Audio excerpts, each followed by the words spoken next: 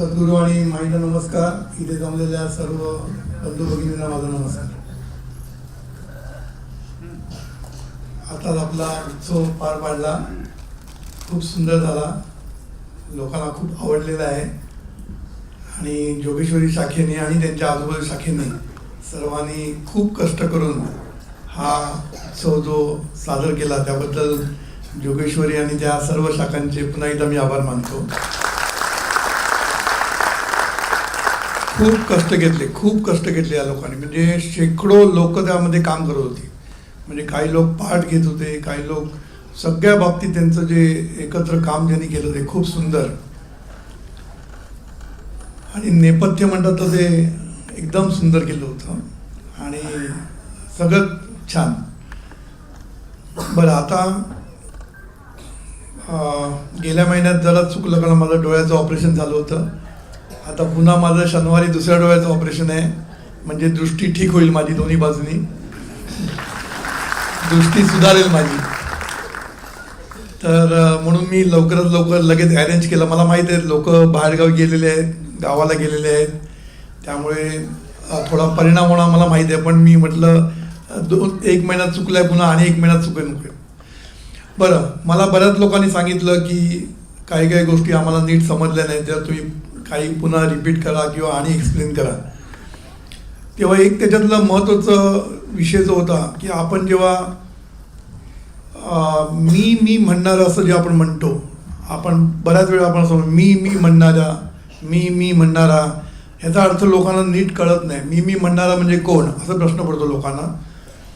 तर खरं म्हणजे हा जो आपण ते समजावून सांगितलेलं आहे की ही जी जाणीव आहे ना, ही स्वतःचं जेव्हा भान घेते तेव्हा ती आहे म्हणून स्वतःचं भान घेते. हे नीट समजून घ्या. याच्यामध्ये काही कठीण नाही खरं म्हणजे. पण आपण काय झालं म्हणजे आपण पहिल्यांदा शेलमध्ये गेलेलो आहे की आहे भान म्हटलं की लोक घाबरतात. सगळं तुम्ही यांना करून बघा तुमच्या बाबतीत. मी तुम्हाला खरं सांगतो, सद्गुरूंनी आपल्याला काय सांगितलं की वाचन, श्रवण, मार्गदर्शन, साधना आणि सद्गुरू कृपा याच्यातनं आपल्याला सगळं समजतं. बरोबर ना? काय बस वाचन, श्रवण, चिंतन, मार्गदर्शन, साधना आणि सद्गुरू कृपा ह्यांनी आपल्याला सगळ्या गोष्टी समजतात. म्हणून ह्या गोष्टी आपण केल्या पाहिजे. थोडंसं चिंतन करत बसलं ना कितीतरी गोष्टी समजतात आपल्यालाच. कारण शेवटी चिंतन हे इंट्युशनशी जोडलेलं असतं, आपल्या अंतर्मनाशी जोडलेलं असतं चिंतन. त्यामुळे तुम्ही जेव्हा चिंतन करता तेव्हा तुम्हाला बऱ्याचशा गोष्टी इंट्युशननी कळायला लागतात. क्लिक होतं म्हणतात तसं होतं. म्हणून तुम्ही चिंतन करा आणि साधना करा. साधना करा म्हणजे काय मोठी साधना नाही करायची. जे सांगितलं ते करून बघायचं. आपल्याकडे जे सांगितलं आहे ना ते करून बघितलं ना की आपल्याला समजतं काहीतरी. आता फॉर एक्झाम्पल सांगतो, त्या जाणीवेने आहेचं भान घेणं. आता हे जरा कठीण वाटतं लोकांना. पण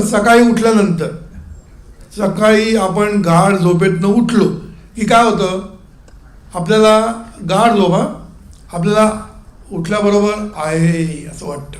आहे हे तुम्हाला केल्यानंतर काय, लक्ष दिल्यानंतर आहे असं वाटतं, भान घेतो आपण आहेचं.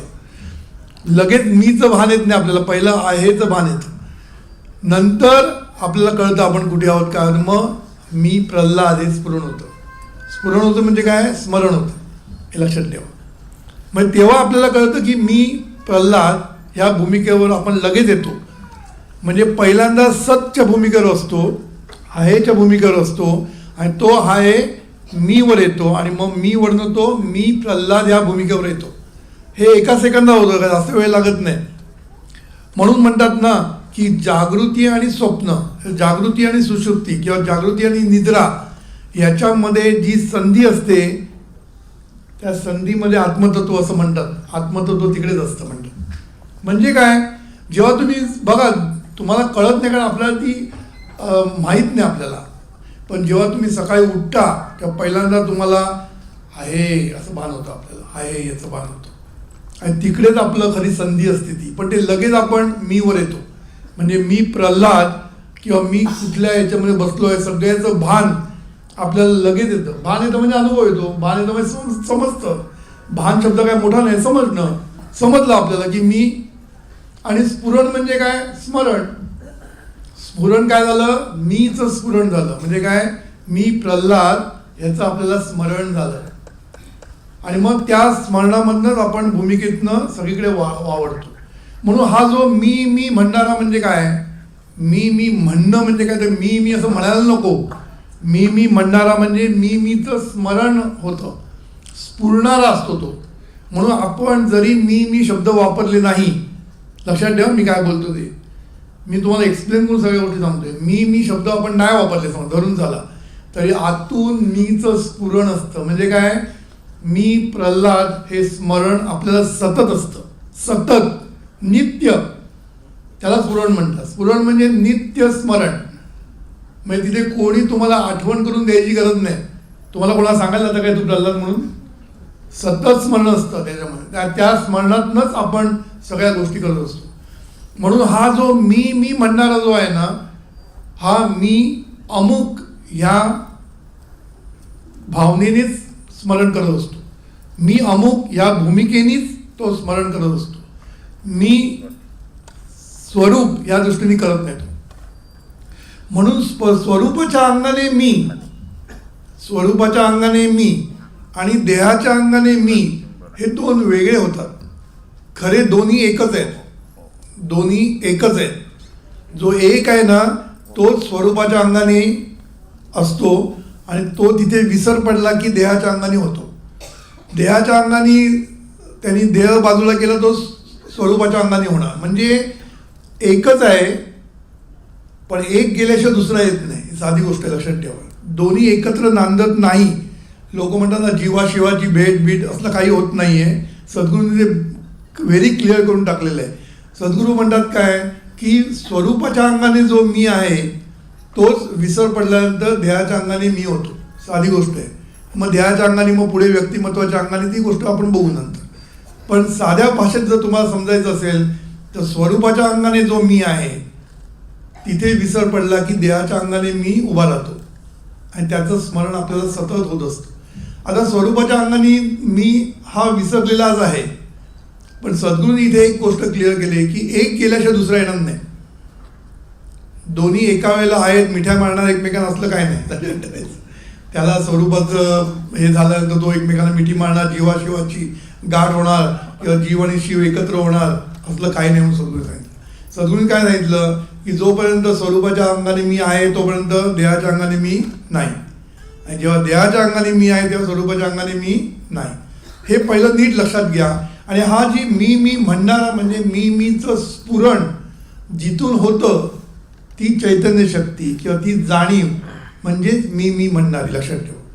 म्हणून मी म्हणणारा जो आहे ती चैतन्य शक्ती आहे आणि ती जाणीव आहे, लक्षात ठेवायचं.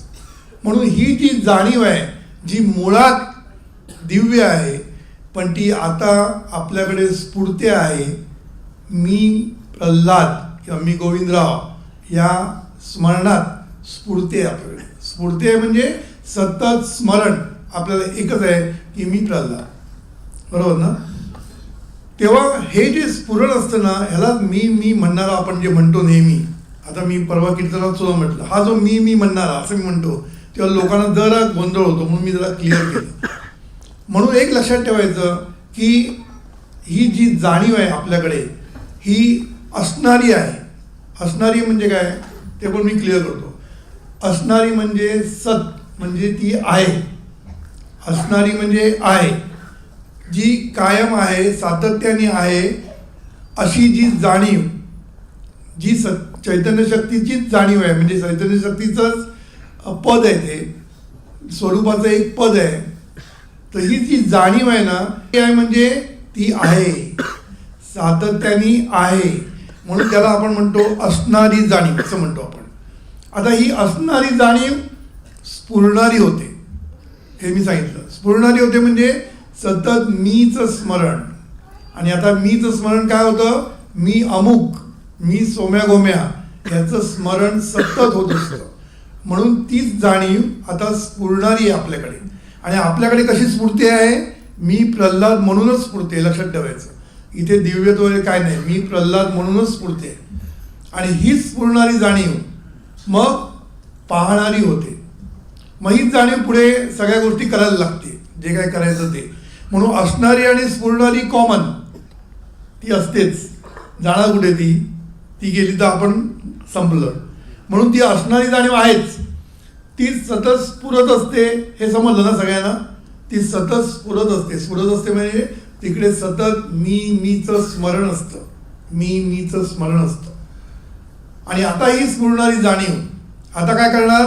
पाहणारी होणार. कारण आपल्याला सगळी इंद्रिय दिलेली आहेत, ज्ञानेंद्रिय कर्मेंद्रिय सगळी दिलेली. ही पाहणारी होते. पाहणारी होते म्हणजे काय? ती जाणीव पाहायला लागते जगाकडे. आता ही जाणीव जेव्हा जगाकडे पाहते तेव्हा सद्गुरू त्याला मन म्हटलेलं आहे. मन म्हणून मन म्हटलं काय आणि जाणीव म्हटलं काय? शेवटी ते एकच, लक्षात ठेवायचं. कारण जाणीव जेव्हा स्वरूपाला विसरून जगाकडे जाते तेव्हा ती मन असते. आणि तीच जाणीव आतमध्ये वळते तेव्हा ती जाणीव होते. आणि मग ती शुद्ध जाणीवेचा प्रवास सुरू होतो. म्हणून शिवाचा प्रांत आणि जीवाचा प्रांत असं सद्गुरूंनी म्हटलेलं आहे. जीवाचा प्रांत म्हणजे जेव्हा जाणीव बहिर्मुख होते, विस्तारत जाते जगाकडे, तेव्हा ती जीवाचा प्रांत असतो. आणि ती जेव्हा मुळाकडे येते म्हणजे मन, जाणीव जेव्हा विस्तारत जाते जगाकडे तेव्हा त्याला मन म्हटलेलं आहे सद्गुरूंनी. त्या जाणीवेला मन हा शब्द वापरलेला आहे. आणि हेच मन जेव्हा मुळाकडे येतं आणि स्वतःकडे पाहायला लागतं, स्वतःचं भान घ्यायला लागतं, तेव्हा तो जो प्रवास होतो तो शिवाचा प्रांत म्हणतो. शिवाचा प्रांत म्हणजे जीवाचा प्रांत हा मनाने सुरू होतो. इथे मन हे जीवाच्या प्रांताकडे जातं आणि अशुद्ध जाणीव शुद्धीकरणाची प्रोसेस शिवाच्या प्रांतामध्ये होते. साधी गोष्ट म्हणजे तुम्हाला, कारण काय होतं माहिती आहे, बऱ्याच ठिकाणी सद्गुरूंनी शिवाचा प्रांत वापरले, तुम्हाला मध्ये एक गोंधळ होतो. म्हणून मी क्लिअरली सांगतो की जाणीव जेव्हा ह्या साईडला जाते जगाकडे तेव्हा तो जीवाचा प्रांत असतो. आणि ती जेव्हा अंतर्मुख होऊन आतमध्ये जाते, स्वरूपाच्या दिशेने जाते, तेव्हा शिवाचा प्रांत सुरू होतो. आणि मग सद्गुरूंनी सांगितलं की मध्ये आहे ते नो मॅन्स लँड. मध्ये काय असतं? No man's land. कारण हे सगळीकडे असतं. नो मॅन्स लँड हा सगळीकडे असतो. आपल्या संपूर्ण बाउंड्रीवर, कुठल्याही कंट्रीच्या बाउंड्रीवर एक नो मॅन्स लँड असते. म्हणजे ती ह्याची पण नाही त्याची पण नाही. थोडक्यात ह्याची पण नाही आणि त्याची पण नाही, नो मॅन्स लँड अशी असते. मग हा नो मॅन्स लँड काय प्रकार आहे हा थोडासा समजून घेऊया. कारण मला बऱ्याच लोकांनी मागच्या वेळेला मी जे अंतर्गत प्रवास जो सांगितला तो जरा पुन्हा सांगा म्हणून सांगितले. म्हणून थोडासा मी आणखीन क्लिअर करून सांगतो की ही जी जाणीव आपल्या जेव्हा मुळाकडे येते म्हणजे मन जेव्हा मुळाकडे येतं म्हणजे काय? मन आपण जेव्हा निवांत होतो, पहिल्यांदा काय होतो? आपण निवांत होतो. निवांत होतो म्हणजे मन गेलं, मन मुळाकडे आलं. जेव्हा मुळाकडे येतं मन तेव्हा आपल्याला निवांतपणा जाणवतो. निवांतपणा म्हणजे काय?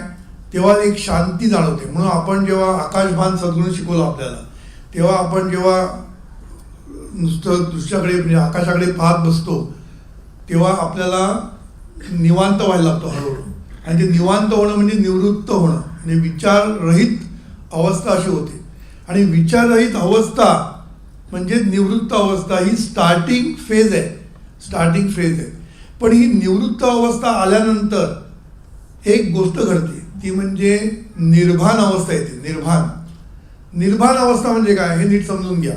आणि हे तुम्ही करून बघितलं तुम्हाला कळेल. करून बघा, काही कठीण नसतं. तुम्ही सद्गुरूंनी तुम्हाला आकाशभान शिकवलंय की नाही? आहे की नाही? आणि आकाशभान म्हणजे साधी गोष्ट आहे की डोळे मिटून समोर जे दिसतं त्याला आकाश सद्गुरू नाव दिलं. त्या आकाशाकडे पाहत राहायचं.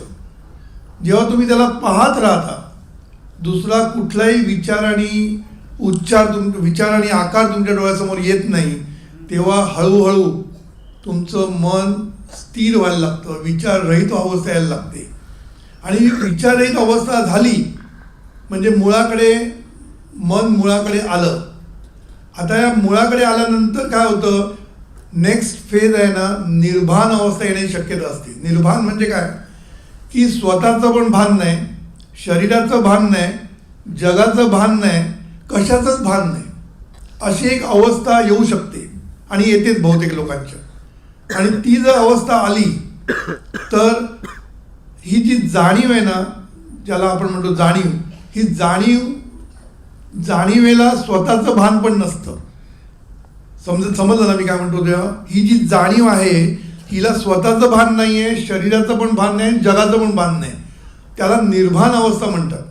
आणि या निर्भान अवस्थेलाच नो मॅन्स लँड म्हटलेलं आहे. कारण ह्या निर्भान अवस्थेमध्ये काय होतं, तुम्ही आयदर झोपी जाता, कारण निवृत्त अवस्था असते, विचाररहित अवस्था असते, आणि जेव्हा विचार बंद होतात तेव्हा निद्रा लागते. लक्षात ठेवा, विचार बंद झाले की झोप यायला लागते, किंवा झोप येते तेव्हा विचार बंद झालेले असतात, पण ते आपल्याला कळत नाही. ती फेज आपल्याला कळत नाही एक्झॅक्टली काय होतं ते. पण जेव्हा विचार बंद झाल्याशिवाय झोप लागतच नाही, हे लक्षात ठेवायचं. म्हणून निर्वाण अवस्थेमध्ये आयदर झोप लागते आणि माणूस झोपी जातो, किंवा तो पुन्हा जीवाच्या प्रांतात येऊन भरवतो. जीवाच्या प्रांतात येतो म्हणजे विचारांवर तो पुन्हा येतो, विचार आणि आकारावर तो परत येतो. समजलं ना? तर हे परत येणं हे म्हणजे नो मॅन्स लँडमधनं परत येण्यासारखं आहे. म्हणून या नो मॅन्स लँडमधनं पुढे जायला पाहिजे शिवाच्या प्रांतात. हे आपल्याला करायचं आहे. समजलं ना?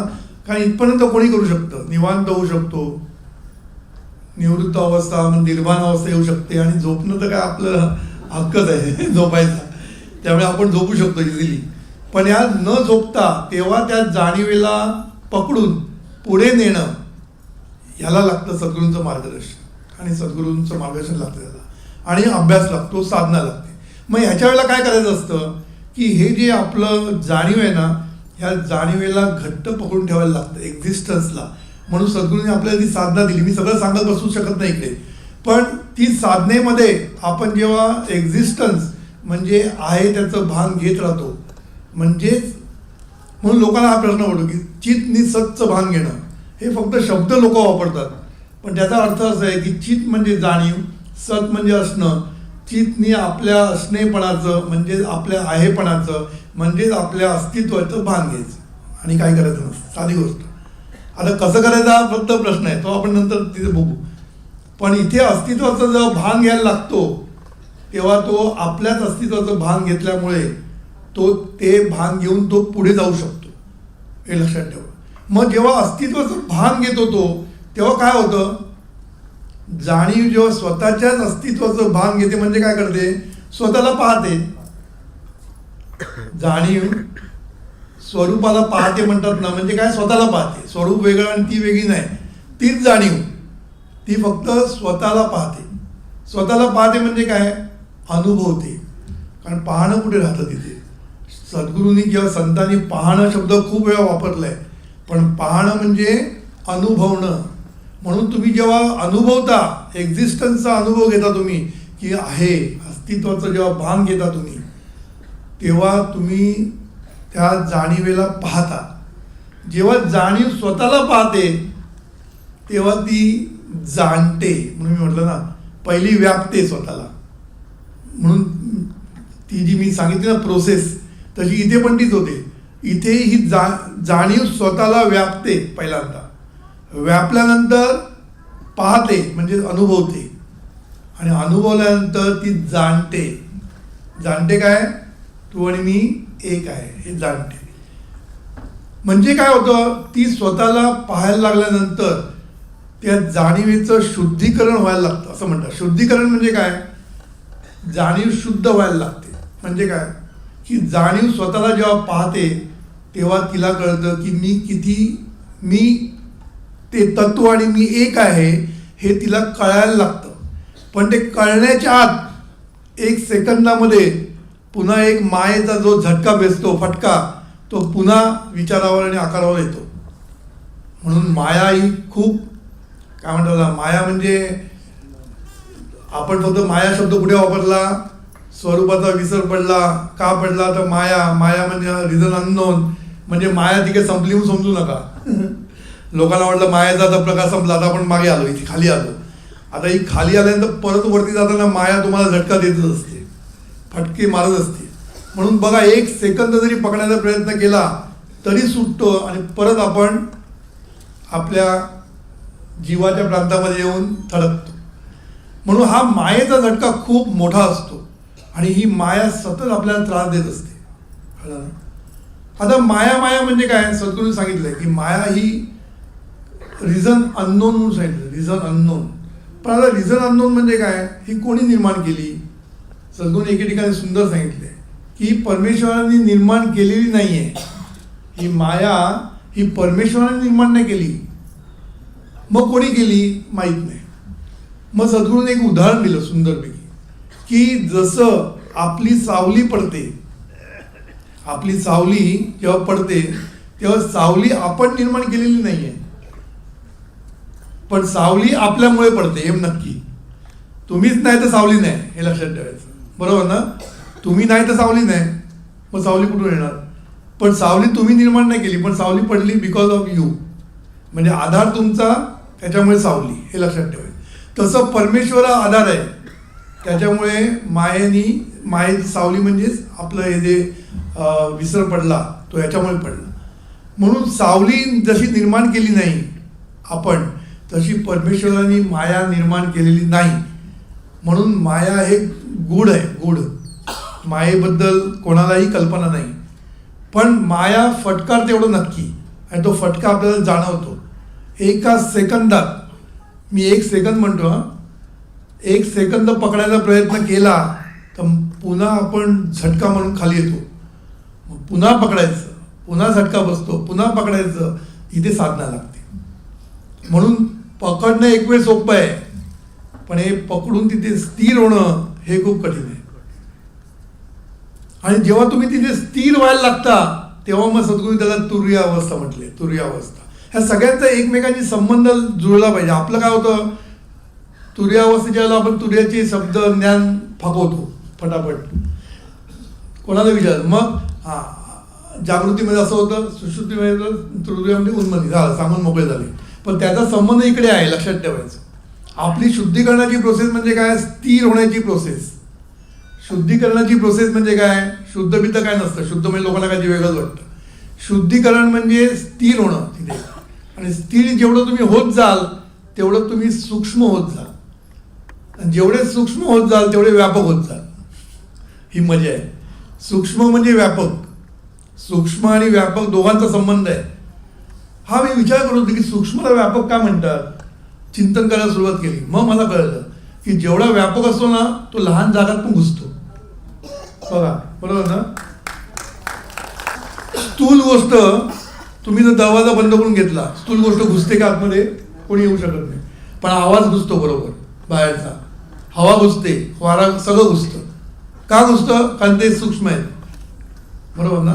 म्हणून ही जी सूक्ष्म गोष्ट जी आहे ना ती आतमध्ये एंटर करणं सोपं नसतं. त्याला जेवढं सूक्ष्म होईल ना तेवढं ती जाऊ शकते. म्हणून जेवढी मोठी व्यापक, आता आकाश बघा सगळीकडे आहे, आकाश सगळीकडेच आहे, तुमच्या आतमध्ये आहे, बाहेर आहे, सगळीकडे आकाश आहे. त्याला तुम्ही रोखूच शकत नाही कुठे, कारण ते व्यापक एवढं आहे ना ते कुठेही घुसतं. आणि ते घुसतं म्हणून ते सूक्ष्म आहे. कारण सूक्ष्म असेल तर घुसणार, नाही तर कसं घुसणार? म्हणून सूक्ष्म तेवढंच व्यापक, हे लक्षात ठेवायचं. म्हणून व्यापक ही जी गोष्ट आहे ना तीच सूक्ष्म असते, आणि सूक्ष्म ही गोष्ट व्यापक असते, हे लक्षात ठेवायचं. म्हणून शुद्धीकरणाची प्रोसेस म्हणजे काय, ते सूक्ष्म होत जातं. सूक्ष्म होत जातं म्हणजे काय, ते स्वरूपापर्यंत पोचायला लागतं, स्वरूपापर्यंत पोचायला लागतं. आणि ही जी जाणीव आहे ना, ही आपल्याकडे जी जाणीव म्हणून नांदते ती खरी काय, परमेश्वराचा अंश आहे ना. ती परमेश्वरच ईश्वर रूपाने नांदलेला आहे, आणि तो परमेश्वर सगळीकडेच आहे. त्यामुळे जाणीव खरी व्यापकच असते, पण जेव्हा आतमध्ये पाहतो तेव्हा ती सूक्ष्म होत जाते, लक्षात ठेवायचं. म्हणून सूक्ष्म प्रोसेस म्हणजे शुद्धीकरण प्रोसेस, आणि शुद्धीकरणाची प्रोसेस म्हणजे सूक्ष्म होण्याची प्रोसेस. मग ह्या प्रोसेसमध्ये काय, सतत जेव्हा आपण स्थिर होतो तिकडे, म्हणजे काय, त्या जाणीवेला पाहत राहतो आपण. पाहत राहतो म्हणजे अनुभव, पाहत राहतो म्हटलं लोकांना कधी वेगळं वाटतं. पण पाहणं म्हणजे अनुभवणं, हे लक्षात ठेवायचं. आणि आपण जेव्हा डोळे मिटून अनुभवतो आहे त्याला, तेव्हा अनुभवायला जेवढा वेळ तुम्ही अनुभवायला सुरुवात कराल, म्हणून ते पहिल्यांदा शक्य होत नाही. म्हणून सद्गुरू तुम्हाला 45 मिनिटाची साधना सांगितली होती पूर्वी. आता हल्ली काय सांगितलेलं माहीत नाही. पूर्वी सद्गुरू 45 मिनिटं साधना करा म्हणून सांगायची. का? कारण तुम्ही सुटणार, झटका मिळणार, परत जायचं, परत झटका मिळणार, परत जायचं, सोडायचं नाही.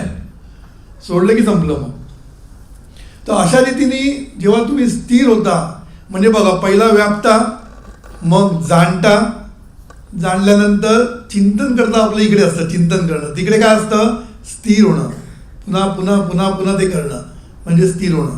आणि नंतर करणं म्हणजे स्थिर होणं, आणि मग भोगणं, भोगणं म्हणजे मुक्तीचा सोहळा. असं सद्गुरूंनी जाणीवेचा आतला प्रवास सांगितलेला आहे. आता हा आतला प्रवास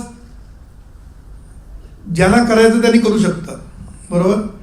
पण निदान ज्ञानाच्या अंगाने तरी आपल्याला समजलं पाहिजे की हा आतला प्रवास आपल्याकडे असतो.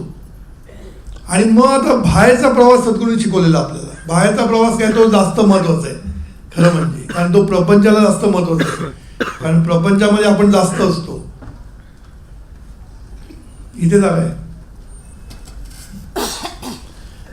तर प्रपंचामध्ये सद्गुरूंनी काय सांगितलं की ही जी जाणीव आहे ना, ही जाणीव स्फुरणारी जाणीव, म्हणजे आता पुन्हा मी सांगत नाही, स्फुरणारी म्हणजे आपल्याकडे मी मी म्हणून स्फुरणारी जाणीव, ही पाहणारी होते, त्याच्या अगोदर ती व्यापणारी होते.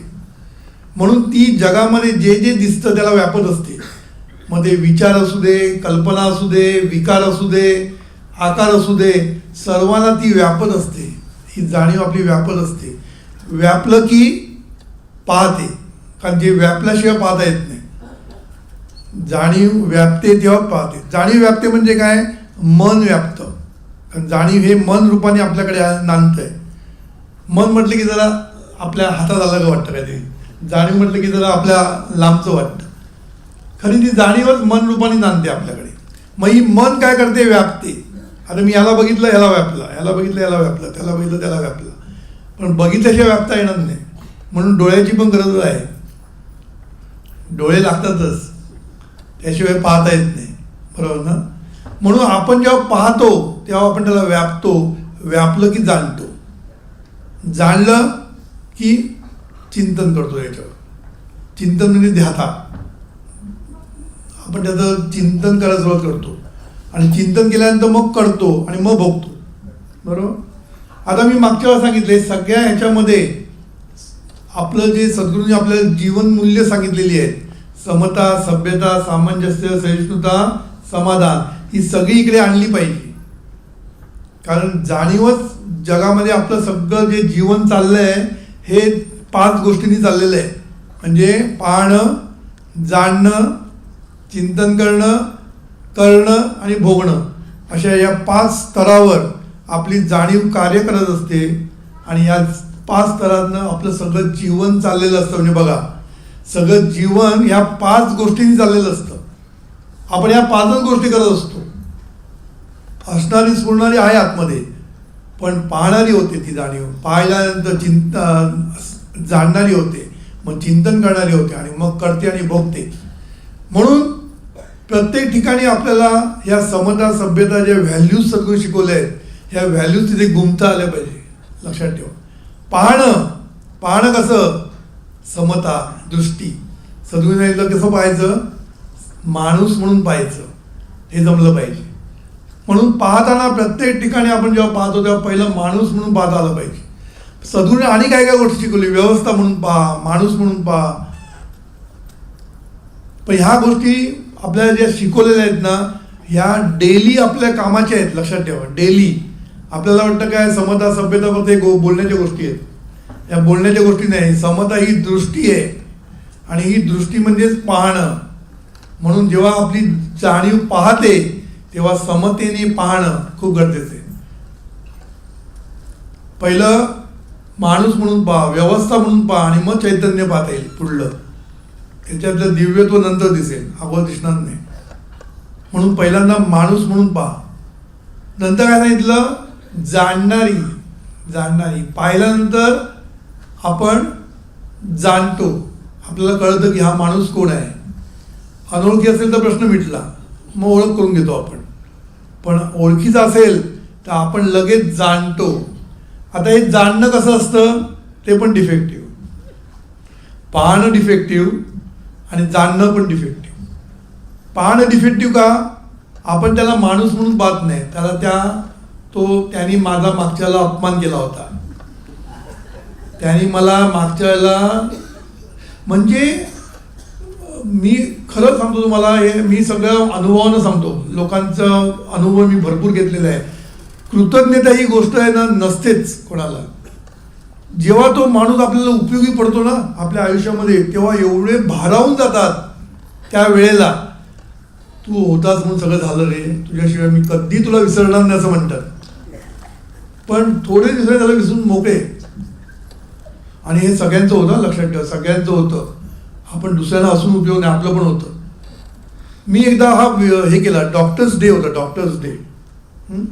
तेव्हा मला काय वाटलं माहिती आहे, डॉक्टर्स डेच्या दिवशी आमच्या फॅमिलीला, म्हणजे सद्गुरूंना म्हणा, मिलनला म्हणा, आईला म्हणा किंवा मला म्हणा, ज्या ज्या डॉक्टरनी मला मदत केली त्या सगळ्या डॉक्टरना मी त्या दिवशी कृतज्ञता पाठवली प्रत्येकाला. मी म्हटलं आज डॉक्टर्स डे आहे, त्या डॉक्टरला पाठवलं. मला आठवण करायला लागली, अरे कोणी कोणी मदत केली, मग आठवे ना त्यांनी केली होती. सांगायचा मतलब काय माहिती आहे, तेव्हा ते डॉक्टर एवढे आपल्यासाठी महत्त्वाचे होते की त्यांनी आपला जीव वाचवला, त्यांनी आपल्याला हे केलं, त्यांनी आपल्याला केलं, तुम्हाला आम्ही कधीही विसरणार नाही असं म्हणतो आपण. हे नुसतं डॉक्टरचं म्हणत नाही, एरवी सुद्धा कोणी जेव्हा मदत करतो तेव्हा आपल्याला खूप त्याचं मोठेपण वाटतं, पण नंतर आपण विसरत जातो. कारण विस्मरण हे आपल्या 5वीला पुजलेलं आहे आणि चांगल्या गोष्टी आपण लवकर विसरतो. हा प्रॉब्लेम आहे. नको त्या गोष्टी विसरत नाही. अपमान केलेला कधीच नाही विसरणार, कधीच नाही. मग तो बरोबर लक्षात राहतो, दिसला की तो आठवतो आपल्याला. म्हणून सांगतो ना की तुम्हाला सोपं नाही, कृतज्ञता हे सोपं नाही. मला किती वेळ आठवायला लागला, अरे हां मग तेव्हा कोणी केलं होतं, तेव्हा कोणी केलं होतं.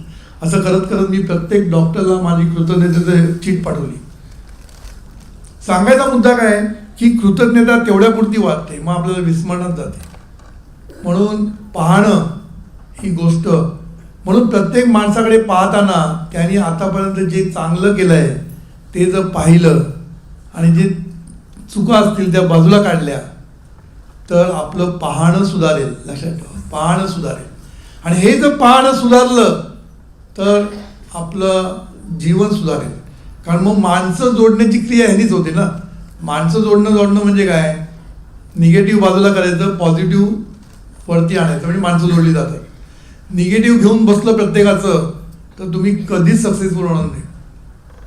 म्हणून नवरा बायको बघा 2 वर्षात भांडायला सुरुवात करतात का, जवळ आलं की निगेटिव्हच दिसतं ना, पॉझिटिव्ह विसरून जातात. मग हे होतंच. बायको आपल्यासाठी काय काय करते हे आपण विसरूनच जातो. त्यात काय केलंच पाहिजे, पण ती काय करत नाही ते आपल्या डोक्यात बरोबर असतं आणि मग नवरा बायकोची भांडणं सुरू होतं. आणि या शुल्लक ह्याच्यावरनं मोठमोठे प्रॉब्लेम झालेले मी बघतोय रोज. काउन्सिलिंग केसेस मी इतके हँडल केलेले आहेत, त्याच्यामध्ये मला एकच गोष्ट दिसलेली आहे की शुल्लक, मूर्खपणा, विजडमचा, शहाणपणाचा पूर्ण अभाव. शहाणपणाचा अभाव म्हणजे शहाणपणाने सद्गुरूंनी 60 वर्ष आपली शहाणपण शिकवण्यासाठी घालवली. मग मला कधी ते वाईट वाटतं, सद्गुरूंनी एवढी 60 वर्ष घालवली आणि अजून आपले नामदार शहाणपण दाखवत नाही. नोकरी सोडतात आणि मग माझ्याकडे येतात. नोकरी सोडतात आणि माझ्याकडे येतात की मी माझं आणि बॉसचं भांडण झालं, मी नोकरी सोडून दिली आणि आता काय, आता नोकरी मिळत नाही. मग सोडली कोणी सांगितलं सोडायला? म्हणजे एवढी साधी गोष्ट समजत नाही की तुला जोपर्यंत नोकरी मिळत नाही तोपर्यंत थांब ना तिकडे. एवढं काय मोठा तुझा अपमान आणि काय तुम्हाला काय कळत नाही. परवाच कोणी, मी विसरलो, परवाच मला कोणी फोन केला. मी त्याला म्हटलं तुला दुसरी नोकरी तुझ्या हातात आहे का? नाही. मग तू थांब म्हटलं तिकडे, घाई करू नको ना, तिथे हे करत नाही, तिथे ते करत नाही, सगळं तेच सांगतोय तो. अरे पण तुला पगार मिळतो ना, त्याच्यामुळे तुझं घर चालतं ना. एवढी साधं डोकं नाही वापरतो लोक. प्रत्येकाला मी बघितलं सगळं करतात आणि मग माझ्याकडे येतात. आणि म्हटलं तू करण्याच्या अगोदर माझ्याकडे काय येत नाही, मग मी तुला सांगितलं असं ना काय करा ते.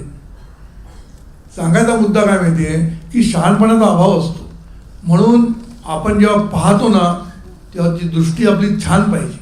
ही दृष्टी जेवढी तुम्ही प्युअर कराल, जेवढी चांगली कराल ना, तेवढी तुम्ही माणसं जोडाल. खरं सांगतो तुम्हाला. आणि शेवटी आयुष्य, जीवन म्हणजे माणसं जोडणं हेच जीवन आहे. कारण माणसं जोडल्याशिवाय तुम्हाला कधी, आज बघा आपले नामधारक, मी तुम्हाला सांगतो आपले नामधारक जसे एकमेकांना उपयोगी पडतात तसे कोण पडत नाही. फॅमिली पण पडत नाही. आपलं कोण गेलं पहिले सगळे नामधारक हजर असतात, फॅमिली मग येते. फॅमिली म्हणजे आपले नातेवाईक. आता परवाच झालं, परवा मला ते ॲवॉर्ड दिलं ना, समाजभूषण ॲवॉर्ड दिलं, तेव्हा मला माझ्या नातेवाईकांना सांगायची आठवण पण नाही. आपला परिवार हाच झालेला आहे ना, आपण ते विसरूनच गेलेलो आहे. तर मला माझा आतेभाऊ, तो माझा परवा आतेभाऊ आला होता घरी. तो म्हणतो, अरे आम्ही आहोत ना, तुला माहित आहे ना. अरे एवढं मोठं अवॉर्ड मिळालं, आम्हाला सांगायला काय बिघडलं होतं तुला, आम्ही पण आलो असतो ना बघायला. मी म्हटलं सॉरी. काय होतं माहिती, आपल्याला लक्षातच नसतं. सद्गुरूंना जेव्हा एंजिओप्लास्टी झाली तेव्हा सद्गुरूंचा भाऊ धावत आला हॉस्पिटलमध्ये. अरे कळलं पण नाही. सांगायचा मुद्दा काय असतं माहिती आहे, आपले नामधारक एवढे आहेत ना, आपल्यासाठी करतात. माझ्यासाठी असं नाही, सगळ्यांसाठी करतात. मी बघितलंय, कुठलाही नामधारकाच्या घरी काही चांगली गोष्ट तर वाईट होते, आपले नामधारक तिकडे येऊन मोठ्या प्रमाणावर तुम्हाला मदत करणार, नाही तर आनंदोत्सव करणार. हे नक्की सांगायचा मुद्दा काय, हे आपण जोडलेले आहेत सगळे. नामधारक हा परिवार आपण जोडलेला आहे. आणि हे जोडताना आहे ना, पुन्हा त्याच्यामध्ये काही अशी खुटफुट नको आपल्याला. तिथे आपण स्वच्छ दृष्टीने पाहायला शिकूया. लहान लहान गोष्टी बाजूला ठेवायला नाही. सद्गुरूंनी काय सांगितलंय, थोड्याच असतात लहान, चांगल्या गोष्टी खूप असतात, त्या आपण विसरून गेलेलो असतो. म्हणून चांगल्या चांगल्या गोष्टी घेऊन त्याला जर बघितलं, आपण चांगल्या दृष्टीने बघितलं, तर पाहणारी जाणीव आहे ना, ही चांगली होईल. आणि मग एकदा पाहणं सुधारलं की जाणणं सुधारतंच, काय प्रॉब्लेम नाही. मग चिंतन करणं सुद्धा सुधारतं, मग करणं पण सुधारतं आणि भोगणं पण सुधारतं. हे सगळं आपोआप आहे, चेन आहे ती. पहिलं पाहणं, मूळ पाहण्यामध्ये आहे आणि फळ भोगण्यामध्ये. मूळ पाहण्यामध्ये आहे, तिथे चूक लागली की फळ भोगलंच. म्हणून लक्षात ठेवा की आपल्याला फळ काय पाहिजे, समाधान. भोगायचं काय आपल्याला, आपण म्हणतो भोगणं म्हणजे काय, करणं आणि भोगणं म्हणजे काय, भोगणं म्हणजे आपल्याला आनंद, समाधान, शांती हे भोगायचं, हे आपलं गोल आहे. मग हे जर गोल असेल, समाधान भोगायचं गोल असेल, तर मग मुळाकडे लक्ष दिलं पाहिजे, पाहण्याकडे. बरोबर ना. पाहण्याकडे लक्ष दिलं की तुमचं जाणणं चांगलं होतं, जाणणं चांगलं झालं की चिंतन चांगलं होतं, आणि मग करणं चांगलं होतं. कारण करतो कधी आपण चांगलं किंवा वाईट. राग आला की आपण चिडतो, एक मारतो, नाही तर काहीतरी वाईट करतो त्याचं, आणि मग भोगतो. म्हणजे काय झालं, एकमेकांना भांडणं सुरू झाली. म्हणून पाहणं हे मूळ आहे, हे शब्द लक्षात ठेवा. पाहणं हे मूळ आहे आणि भोगणं हे फळ आहे. म्हणून पाहण्यामध्ये जर आपण व्यवस्थित पाहायला सुरुवात केली, प्रत्येकाकडे, आपल्या फॅमिलीमध्ये, बायकोकडे, मुलाकडे, सगळ्यांकडे पाहणं सुधारलं आपण, तर आपलं पुढलं सगळं सुधारेल. चेन आहे ती, मग पुढे सगळं सोपं आहे. तसंच करणं आणि भोगणं, करणं म्हणजे ॲक्शन आहे आणि भोगणं ही रिॲक्शन आहे, लक्षात, रिस्पॉन्स. म्हणून करताना काय, करणं हे नेहमी ॲक्शन असते असं नाही, रिॲक्शन पण असते. करणं ही ॲक्शनच असते नाही, रिॲक्शन पण असते. म्हणून रिॲक्शन देताना कसं पाहिजे, रिस्पॉन्स पाहिजे, रिस्पॉन्स. म्हणून चिंतन करणारी ही स्टेप दिली आहे. जाणीवेमध्ये चिंतन करणारी म्हणजे ध्याता ही स्टेप आहे, ती आपण ओव्हर स्टेप करतो. ओव्हर स्टेप केलं की आपण तोंडावर पडतो. तर ही ओव्हर स्टेप करता कामा नये. ध्याता ही खूप महत्त्वाची स्टेप आहे, कारण तुम्ही जर नीट चिंतन केलं तरच तुम्ही रिस्पॉन्स चांगला देईल. रिस्पॉन्स तुम्हाला द्यायचा आहे की नाही, कोणाला भेटलं समजा तर त्याला तो दिसला, हे झालं, त्याला आपल्याला जे चिंतन आपण जेव्हा करतो, किंवा आपण एखाद्या आकाराला व्यापतो, एखाद्या माणसाला व्यापतो, एखाद्या घटनेला व्यापतो, तेव्हा आपण जेव्हा रिस्पॉन्स देतो ना, हा रिस्पॉन्स चिंतनाच्या अधिष्ठानावर पाहिजे, विचार करून रिस्पॉन्स दिला पाहिजे. आपलं काय होतं, रिॲक्शन आपण इमिजिएट देतो आणि मग पस्तावतो, म्हणजे भोगतो. म्हणून रिॲक्शन देताना तुम्हाला विचार करूनच रिॲक्शन दिली पाहिजे. म्हणजे काय होतं, विचार जेव्हा करतो तेव्हा आपण त्याच्यावर विचार करून रिस्पॉन्स देत असतो, लक्षात ठेवा. जेव्हा आपण रिस्पॉन्स चांगला देतो तेव्हा आपल्याला फळ चांगलंच मिळतं. म्हणून बरेच लोक असं विचारतात आम्हाला की आमच्याकडनं अशा चुका होतात, काय केलं पाहिजे. मी म्हटलं तुम्ही जेव्हा रिॲक्शन होता कामा नये कुठल्या गोष्टीची, रिस्पॉन्स व्हायला पाहिजे. रिस्पॉन्स म्हणजे विचार करून त्याची रिॲक्शन दिली पाहिजे. विचार करून जेव्हा रिॲक्शन देतो त्याला रिस्पॉन्स म्हणतात, आणि विचाररहित रिॲक्शन म्हणजे ती रिॲक्शन असते. म्हणून रिॲक्शन नेहमी चुकीची असते.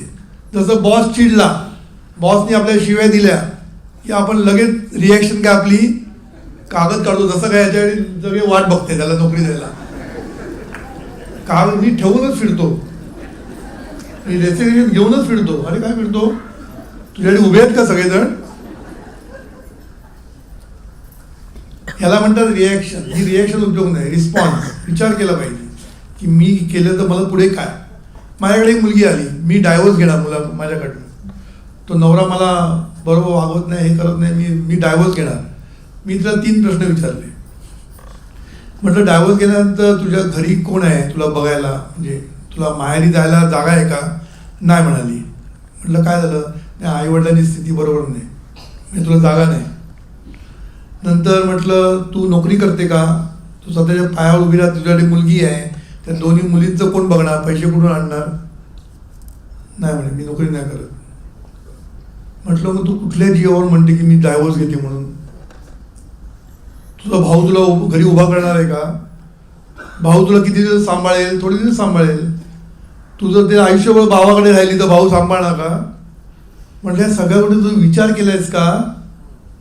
पहिला हा विचार कर, नंतर कसं जुळवून घेता येईल, ॲडजस्ट कसं करता येईल, तडजोड कशी करता येईल ती बघ, आणि त्याच्यातनं मार्ग काढ. तो काय तुला मारत नाही ना? तुमचं पटत नाही म्हणजे मला काय कळतच नाही. पटत नाही म्हणजे काय? पटवून घ्यायचं असतं, पटत कोणाचंच नसतं. 2 माणसं म्हटल्यानंतर पटणारच नाही कधीच. मी तुम्हाला लिहून देतो. प्रत्येकचं मत वेगळंच असतं, प्रत्येकाचं मत वेगळं. आता प्रत्येकाचं मत वेगळं, प्रत्येकाचा स्वभाव वेगळा, प्रत्येकाची आवड वेगळी, मग कसं जमणार मला सांगा? मिलनला नाटकाची आवड, मला सिनेमाची आवड, मग आम्ही दोन्ही बघायचो. नाटकं पण बघ, सिनेमा बघ, तडजोड. नाही तर कसं होईल? नाही तू नाटकाला, मी सिनेमाला जातो, असं चालेल का? अरे लहान लहान गोष्टीमध्ये लोक तडजोड करत नाही, मोठी मोठी तर सोडूनच द्या. मी आहे ना अशी कपल्स बघितलेत ना, म्हणून मला मजा वाटते. सगळं आहे ना, हे सगळं बघितल्यानंतर आहे ना कधी कधी वाटतं की काय म्हणजे खरं म्हणजे जीवनविद्येची गरज किती आहे मला नंतर कळतं, कधी किती वेळा कळतं. कारण हे जीवनविद्या म्हणजे फक्त असं काही अंतर्मुख होऊन बसणं नाही आहे. तुम्हाला प्रपंचामध्ये बहिर्मुख व्हायचं खूप, आणि प्रपंचामध्ये जगायचं आहे आपल्याला. आणि जगायचं असेल तर ही जी शहाणपण म्हणतात ना, शहाणपण हे खूप महत्त्वाचं आहे, लक्षात ठेवा. शहाणपण नसेल तर काहीच नाही आयुष्यामध्ये. म्हणून हे शहाणपणाचा अभाव म्हटलं सद्गुरूने खूप महत्त्वाचं आहे. पूर्वी मला असं मजा वाटते काय सद्गुरू शहाणपण म्हणतायत. सुरुवातीला आपल्याला असं वाटतं ना सद्गुरू शहाणपण काय करतायत, नंतर कळायला लागलं उशिरा. सगळं उशिरा सुचतं ना. सद्गुरू बोललेच होते की मी गेल्यानंतर लोकांना माझी किंमत कळेल.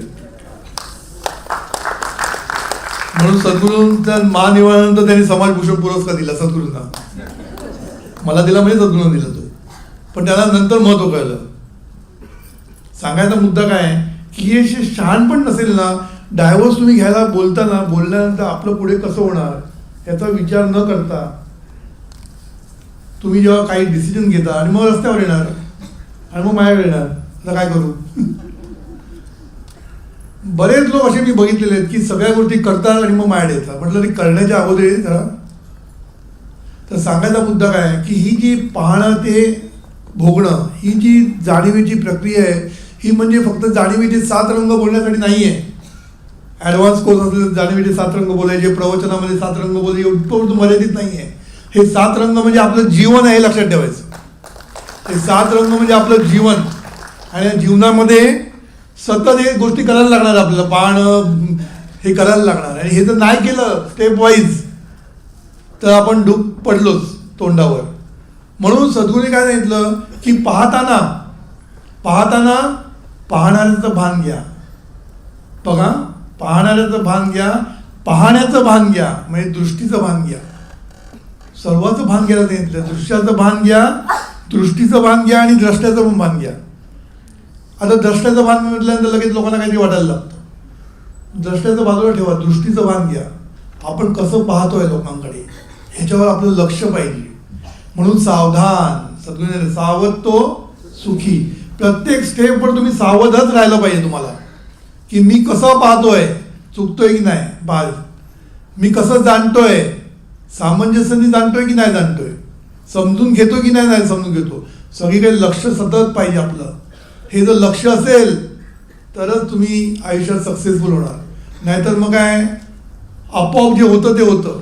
म्हणून सद्गुरू शब्द वापरतात, जाणीवेच्या आपण अधीन झालेलो आहे. म्हणजे काय, ती जाणीव काय करते, गोंधळ घालते, पाहते, चिंतन करते, ध्यान करते, सगळं करते, आपल्याला माहीतच नाही काय चाललंय. आपण फक्त भोगतोय. झाल्यानंतर भोगायचं माहिती आपल्याला फक्त, आणि रडायचं. बरोबर. म्हणून ही जाणीव आहे ना आपल्या अधीनच नाही आहे, तिला आपल्या स्वाधीन केलं पाहिजे. स्वाधीन केलं पाहिजे म्हणजे कंट्रोल. जाणीवेवर आपला कंट्रोल पाहिजे. आपला म्हणजे कोणाचा, आपल्या व्यक्तिमत्वाचा. आपलं लक्ष पाहिजे त्याच्याकडे. त्याला साक्षीत्वे भावे म्हणतात. साक्षीत्वे भावे म्हणजे काय, फक्त ते तिकडे नाही, तिकडे पण साक्षीत्वे भावे, इकडे पण साक्षीत्वे भावे. साक्षी म्हणजे काय हो, साक्षीदार म्हणजे काय, जो त्याच्यात नसतो, अलिप्त असतो तरी तो बघत असतो. बरोबर.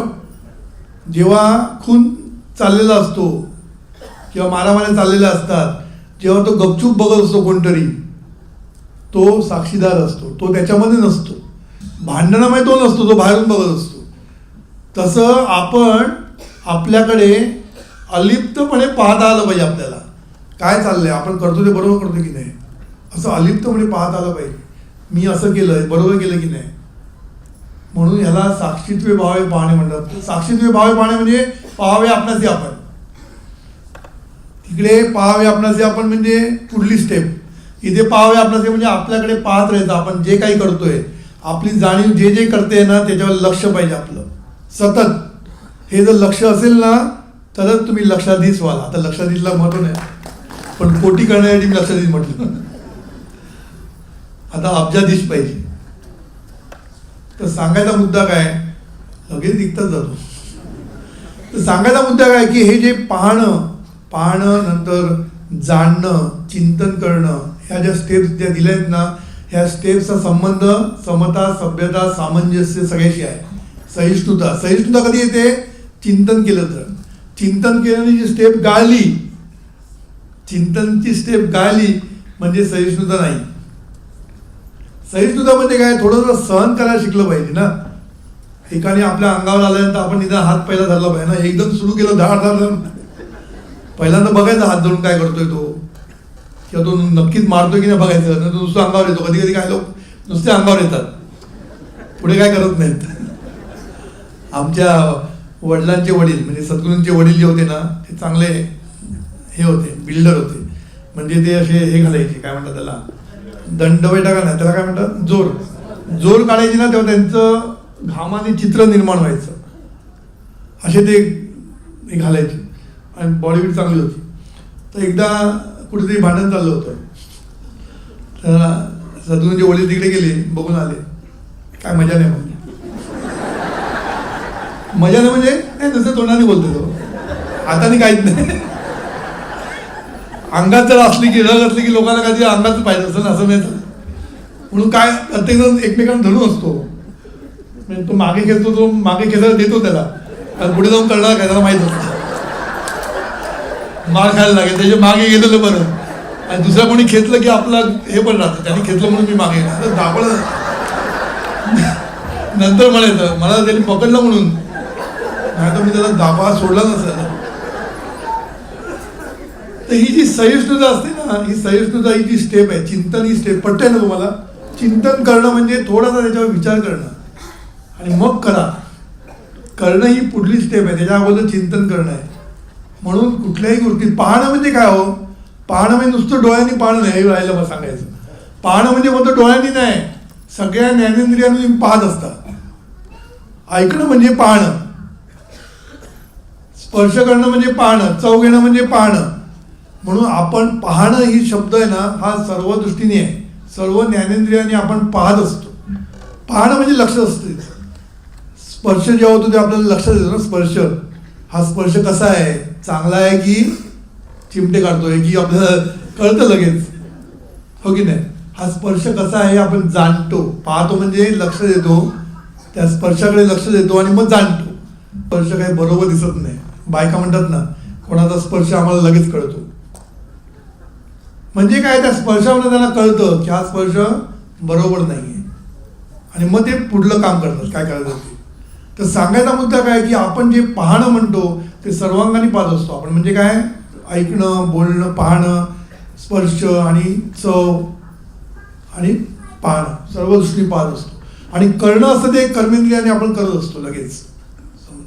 म्हणून सांगायचा मुद्दा काय, हे जे पाहणं आहे ना, ही पाहणं हे मूळ आहे, लक्षात ठेवायचं. आणि या पाहण्यामध्ये आपण सुधारणा करायला सुरुवात करू आपण. कारण शेवटी आहे ना जीवन जगायचं आहे, नुसतं आपल्याला अंतर्मुख होऊन बसायचं नाही, ते करायचं थोडा वेळ. मी मागे म्हटलं होतं की तरतरी येते. सकाळी उठून एक 15-20 मिनटं बसून केलं ना की सबंध दिवस तरतरी येते मस्तपैकी. आणि तरतरी एकदा तुम्हाला यायला लागली ना की मग तरतरी तुम्हाला ऑनलाईन पण करता येण्यासारखी आहे. कारण सद्गुरूंनी काय सांगितलं की तुम्ही कुठली गोष्ट करताना किंवा पाहताना कोण पाहतो याचं जरा जरी भान घेतलं तरी तरतरी येते. आणि भान घेतल्यानंतर जेव्हा आपण करतो तेव्हा आपण चांगलंच करतो, हे लक्षात ठेवा. हा मुद्दा एक. आम्ही जेव्हा करता विठ्ठल म्हणतो की सतत करता विठ्ठल हा भाव ठेवा, असं का म्हणतो आम्ही. पाहतो विठ्ठल, कारण पाहणारा विठ्ठल नाव दिल्या, पाहणारा विठ्ठल नसतो, हे लक्षात ठेवायचं पुन्हा. कारण पाहणाऱ्याला सद्गुरूंनी विठ्ठल नाव दिलेलं आहे, पण ह्याचा अर्थ तो विठ्ठल नाही आहे. त्याला नाव दिलेलं आहे विठ्ठल व्हायला पाहिजे म्हणून, हे महत्त्वाचं आहे. सध्या तो विठ्ठल नाही आहे, सध्या ते मन आहे. सध्या प्रल्हादच पाहतोय. कोण विठ्ठल पाहत नाही, प्रल्हादच पाहतोय, बरोबर. पण विठ्ठल पाहतो हा जर भाव ठेवला तर आपण पाहताना किंवा विठ्ठल करतो हा भाव करताना आपण विचार करूनच करा, बरोबर की नाही. कारण विठ्ठल करतोय म्हणून सद्गुरू करतो हा जास्त चांगला आहे. सद्गुरू पाहतोय हा भाव आहे ना, मी मागे सांगितलं होतं की हृदयस्थ सद्गुरू आहे ना, हे आपल्याकडे पाहत असतात. आणि खरं आहे त्या. म्हणून आपण जेव्हा सद्गुरू आपल्याकडे पाहतात तेव्हा आपण गपचूप बसतो. सद्गुरू एकदा निघून गेले की आपण सुटतो, बरोबर ना. मला असे बरेच लोक सांगतात, मी कधी ते म्हणतो की काय एकदम नम्र माणूस आहे, चांगला माणूस आहे ना, तर मला कोणते सांगतो तुमच्या पुढे नम्र हो. बाहेर पडलं की आम्ही त्याला बघितलंय नम्र काय तो. सांगायचा मुद्दा काय की सद्गुरू पाहतात हे जो सतत भाव असेल आपला, करता सद्गुरू हा भाव असेल तर तुम्ही वाईट करायला धजावल का सांगा. करता सद्गुरू म्हटल्यानंतर एकदम आपल्यावर काहीतरी बंधनं येतात. पाहता सद्गुरू पाहतो म्हटलं की आपल्याकडे बंधन येतं. म्हणून विठ्ठल पाहतो हा भाव किंवा विठ्ठल करतो हा भाव सतत ठेवायचा आहे.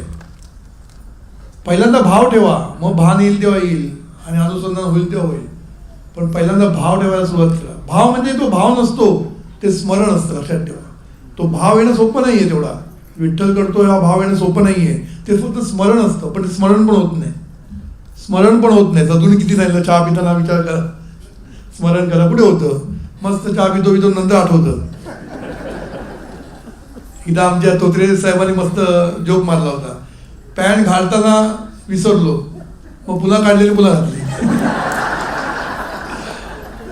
म्हणजे काय, आपण त्या क्षणात, मला सुद्धा किती दिवस मी चावी मारताना गाडीला आपण चावी मारतो ना, तेव्हा मी ठरवतो की चावी मारताना स्मरणात मारायची. आठवायचं नाही, मारली की आठवायची. म्हणजे किती सोपं नाहीये ते, समजलं ना. ह्याच्यासाठी साधना पाहिजे, सतत ते केलं पाहिजे, तर होऊ शकतं ते, नाही तर होऊ शकत नाही. म्हणून करता सद्गुरू हा जो भाव ठेवला तर आपण कुठलीही गोष्ट वाईट करणार नाही, लक्षात ठेवा. वाईट कुठली गोष्ट करणार नाही. म्हणून परमार्थ कशामध्ये आहे, कर्त्याकडे पाहण्यामध्ये परमार्थ आहे, लक्षात ठेवायचं. पाहणारा कोण, इथे आपलं लक्ष पाहिजे. आणि तो जर विठ्ठल असेल किंवा सद्गुरू असतील तर आपण पाहताना चांगल्या रीतीनेच पाहिलं पाहिजे. म्हणून समता, सभ्यता, सामंजस्य या सगळ्या गोष्टी आहेत ना, या सगळ्या या 5 गोष्टीमध्ये आहेत. पाहणं, जाणणं, चिंतन करणं आणि भोगणं, 5 आहे, बरोबर. समाधान हे भोग आहे. शेवटी भोगणं काय पाहिजे आपल्याला, समाधान हे भोगणं पाहिजे. म्हणून करणं सुधारलं पाहिजे. करणं कधी सुधारेल, चिंतन सुद्धा कधी, पाहणं सुद्धा. म्हणून ही सगळी लिंक आहे आपल्याला.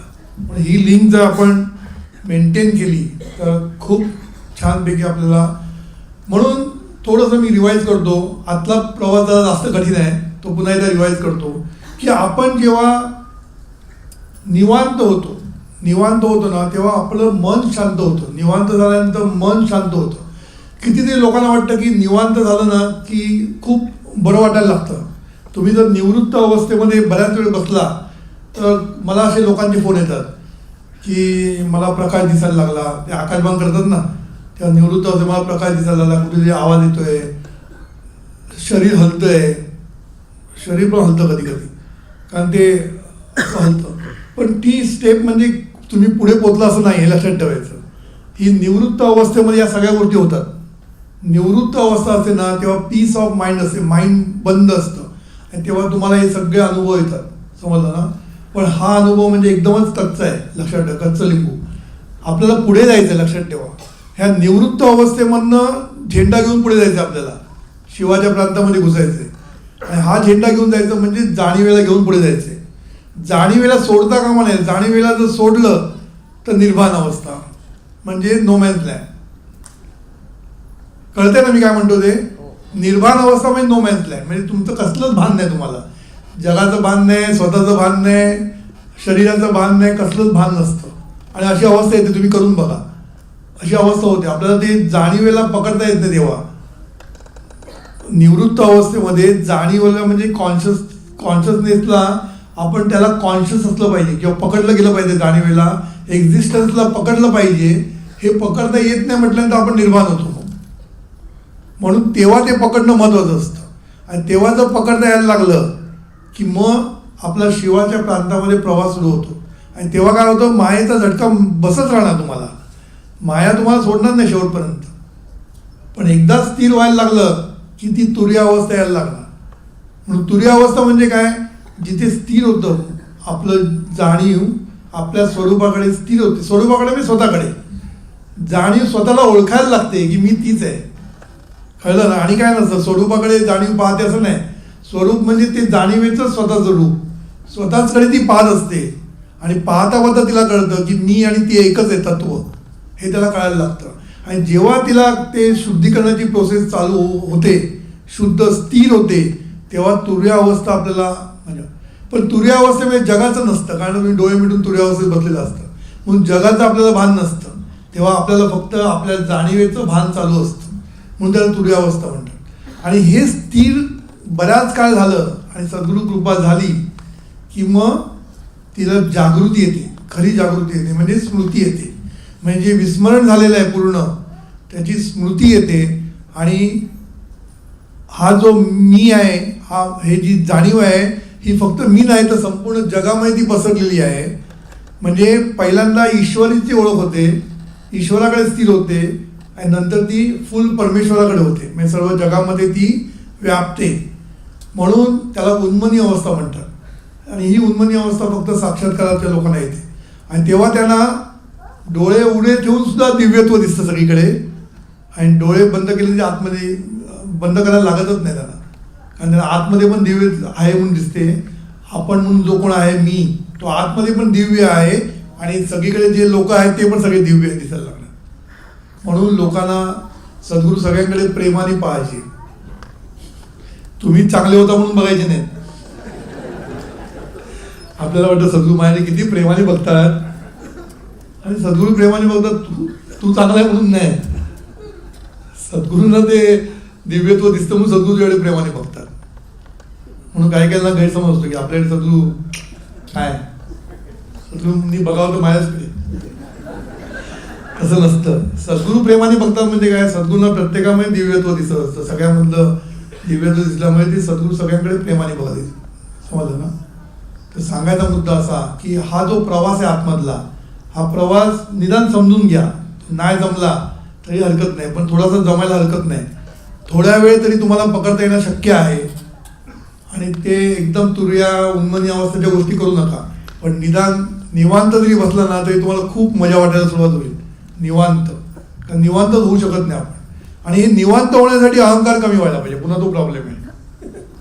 सगळं एकमेकाशी जोडलेलं आहे. हो, तुम्ही म्हणाल मी सगळं हे करेन, नुसतं बसीन उद्या डोळे मिटून आणि निवांत होईल, नाही होऊ शकत. निवांत होण्यासाठी तुमचा अहंकार कमी व्हायला पाहिजे. अहंकार कमी व्हायला पाहिजे, हवेपणा कमी व्हायला पाहिजे. हवेपणा जितका कमी होईल ना तेवढे निवांत व्हाल. हवेपणा जितका वाढेल तितकं तुमचं निवांत शक्यच नाही. हे पाहिजे ते पाहिजे हे पाहिजे, निवांत होत नाही माणूस. म्हणून सद्गुरूंनी समाधान या गोष्टीचा अर्थ मस्त सांगितलं. काय सांगितलं? आहे त्याच्यात समाधान, नाही त्याच्यासाठी प्रयत्न. नाही त्याच्यासाठी प्रयत्न करा, पण प्रयत्न करताना आपलं समाधान गमावून बसू नका. आपलं काय होतं, नाही म्हणून आपण एवढे चिडचिडाच होते आपल्या, ते नाही म्हणून. जोपर्यंत मिळत नाही तोपर्यंत एवढं आपली घुसमट होते, चिडचिड होते. त्यामुळे आहे त्याचा आनंद घेऊ शकत नाही आपण. आणि आपल्याकडे जे आहे ना ते खूप मोठं असतं, आपल्याला कल्पना नसते, पण त्याचा आनंदच घेऊ शकत नाही आपण. का तर नाही त्याच्याकडे एवढे आपण ओढले जातो. त्यामुळे आहे त्याचा आनंदच घेता येतो. त्यामुळे काय होतं, समाधानी वृत्तीच नाही राहत. आणि समाधानी वृत्ती राहणारच नाही, कारण एक मिळालं की पुढलं, पुढलं मिळालं की पुढलं. त्यामुळे तुम्ही कधीच समाधानी होऊ शकणार नाही. म्हणून समाधान आहे त्याच्यामध्ये एन्जॉय करायचं. आहे ना माझ्याकडे, एन्जॉय. म्हणून कृतज्ञता आहे त्याच्यामध्ये. कृतज्ञता सतत बाळगली ना तर तुम्हाला त्याच्यामध्ये आनंद येईल. कारण कृतज्ञता बाळगली की त्याचं महत्त्व कळतं आपल्याला. आहे त्याचं महत्त्व कळतं. आणि ते कधी कळतं, लोकांकडे आपण काय कंपॅरिझन वरती करतो. त्याचा बंगला आहे, त्याची गाडी आहे, आपण खालच्या लेवलला बघतच नाही. खाली काय लोक बिचारांना झोपायला जागा नाही आहे, रस्त्यावर झोपते. त्यामुळे मी खूप चांगलं आहे. म्हणून समाधानी राहा. पण समाधानी राहायचं म्हणजे काही करायचं नाही, प्रयत्न तर जोरदार करायचे. आणि समाधानी राहायला तर प्रयत्नाला फळ नक्की लवकर येतं, लक्षात ठेवा. हे पण म्हणजे जेवढे तुम्ही समाधानी राहाल, जेवढे कृतज्ञ राहाल ना, त्याच्यातनं जी शक्ती मिळते ना ती प्रयत्नाला उपयोगी पडते. आणि प्रयत्नाचं फळ तुम्हाला मिळतंच. पण आपलं काय होतं माहिती आहे, आपण किटकिट केल्यामुळे आपली एनर्जी अर्धी गेलेली असते. आणि मग ते प्रयत्न आपल्याला अपुरे पडतात, प्रयत्न होत नाहीत. प्रयत्नामध्ये हे येत नाही, आत्मविश्वास येत नाही. समाधानी असलं की आत्मविश्वास आपोआप येतो. मी नेहमी सांगतो की आपण काय असं माहिती आहे, आपल्याला जेव्हा भीती असते ना, मिळेल की नाही, तेव्हा ते मिळणं कठीण जातं. मी एकदा IIT मध्ये आमचं कॅरमची चॅम्पियनशिप चालली होती. कॅरम सगळ्या हॉस्टेलच्या इंटर हॉस्टेल चॅम्पियनशिप चालली होती. तर मी असाच भाग घेतला होता, कारण आपल्याला काय चॅम्पियन तर व्हायचं नाही, मजा म्हणून घ्यायची. पहिला राऊंड मी जिंकलो, अरे वा म्हटलं. दुसरी राऊंड जिंकलो, अरे वा.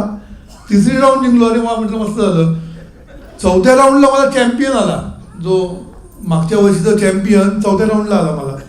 अरे म्हटलं आता म्हटलं काय आपल्याला काय, nothing to lose nothing to gain, बरोबर की नाही. काय लूज करायचं आपल्याला, हरलं तरी कोण बोलणार नाही, चॅम्पियनकडे झालो. जिंकलो तर काय बघायलाच नको. तर मजा काय झाली, तो चॅम्पियन माझ्या हॉस्टेलमध्ये होता. तर ते पहिले लवकर खेळून टाकूया, म्हणजे काय मला पुढल्या राऊंडला लवकर जाऊ दे. अहंकार, त्याला अहंकार आला ना. काय तर पहिले खेळून टाकूया, पुढल्या राऊंडला जायचंय मला, असं बोलला नाही तो. पण त्याच्या बोलण्यानं कळलं ना, चल खेळून टाकूया, म्हणजे काय एकदा तुला मी मोकळा करतो, म्हणजे मी मोकळा पुढे जायला. हरकत नाही, बसलो. मला काय लूज करायचं, मी मस्त वेगळी खेळायला लागलो. माझा हात असा लागायला लागला, आणि जसं तसा तो नर्वस व्हायला लागला. कारण he has to lose, he has everything to lose. हरला तर त्याचे नाक कापलं गेलं. माझं काय नाही, मी आहे असाच. आणि माझा जो हात लागायला लागला, शेवटी हरला नाही बिचारा. म्हणजे एकीकडनं अहंकार आणि एकीकडनं आत्मविश्वास कमी झाला त्याचा. जेव्हा माझा आत्मविश्वास वाढला तर त्याचा कमी होत गेला, कारण एव्हरीथिंग टू लूज असं होतं. म्हणून आपण जेव्हा समाधानी असतो तेव्हा आपल्याला नथिंग टू लूज. मिळालं ते छान, नाही मिळालं ते छान. नाही मिळालं म्हणायचं नाही, मिळालं तर छान आणि मिळणारच या भावामध्ये करत राहायचं आणि इथे समाधानी राहायचं. ह्या वृत्तीमध्ये जेव्हा तुम्ही राहाल ना, तेव्हा तुम्हाला बघा सगळीकडे तुम्हाला यश मिळेल. कारण तुम्हाला यश का मिळत नाही माहिती आपल्याला, कारण आपला कॉन्फिडन्स लूज करतो आपण. म्हणून आपला आत्मविश्वास नसतो आपल्याकडे. जरी माहिती असलं ते ऐकायला विसरतो. माहिती असलं ते ऐकायला विसरायला होतं. का तर आत्मविश्वास लूज केला जातो. म्हणून आत्मविश्वास वाढवायला पाहिजे असेल तर कृतज्ञतेचं बळ, नंतर समाधानाचं बळ, हे आपल्याकडे बळ असेल ना, यश तुला असंच मिळत जातं. पाट काही प्रॉब्लेमच येत नाही.